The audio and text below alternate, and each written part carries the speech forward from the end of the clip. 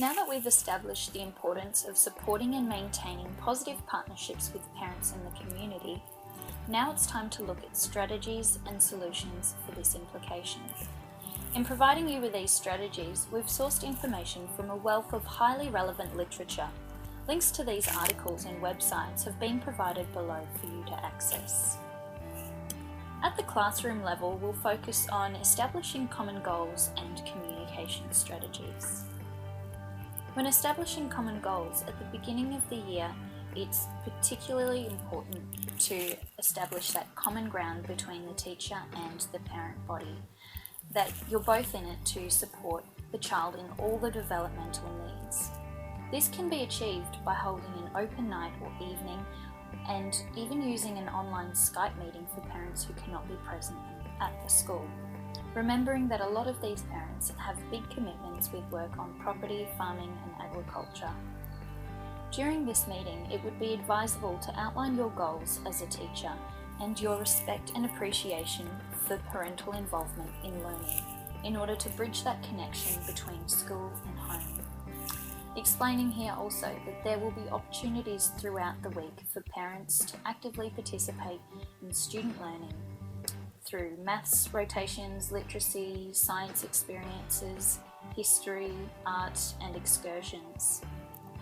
Inviting the parents to share their knowledge as well of farming, agriculture or other industries with their students also helps to involve parents in that learning process. During this time, it's really important to highlight the importance of partnerships and working together to support their students' social, emotional and academic developmental outcomes. With regard to the communication strategies, we've drawn upon the Education Queensland's dimensions of family and community engagement. So, one of the main focuses of communication is to keep it positive. One way of doing this is sending notes home with 2 positive points for what the student has done that's really good and one area that they could improve on. Again, this is involving the parents in the learning process and helps to give them regular and realistic feedback on their child. Sharing the school experiences consistently with the parents is also another great communication strategy. This could be done with photos, newsletters, or even just verbalising personal things about their child, making it individualised. Visiting the parents directly with an invitation first, of course, is also another great communication strategy. And again, this allows the parent to see you as a person rather than as a teacher identity and helps to break down those barriers. Also, organising a whole class or whole family picnic can be another great strategy to make the learning process a lot more friendly and engaging. It also helps the students to realise that you're there to support them and know them as people, not just there to fill their heads with knowledge. At a whole school approach, we'll look at the use of parent workshops and reflective practice to improve partnerships with parents and the community.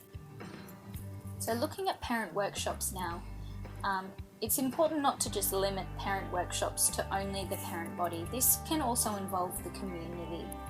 Running a parent workshop can help to reveal some of the insight into teaching and learning. So we would share with them the reading strategies, math strategies and writing strategies, or even some of the behaviour strategies that we use in our classroom that parents may like to pick up on as well in the home. Again, making some continuity between school and home life. One way to hold the parent workshop is to hold it physically at the school or broadcast it live through Skype, again to cater for parents' needs.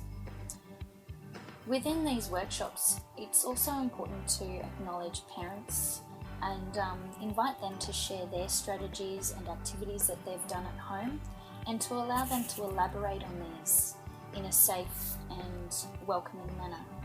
Recognising here also the parents' efforts to contribute to their child's learning. Reflective practice is crucial